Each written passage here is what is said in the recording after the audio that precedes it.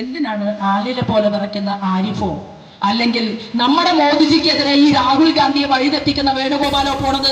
ഞാൻ പോയാ പോരെ ആലപ്പുഴക്കാരുടെ പ്രശ്നങ്ങൾ ചർച്ച ചെയ്യാൻ വേണ്ടിയിട്ട്? ഇതാണ് ഞാൻ ജനങ്ങളോട് ചോദിക്കുന്നത്.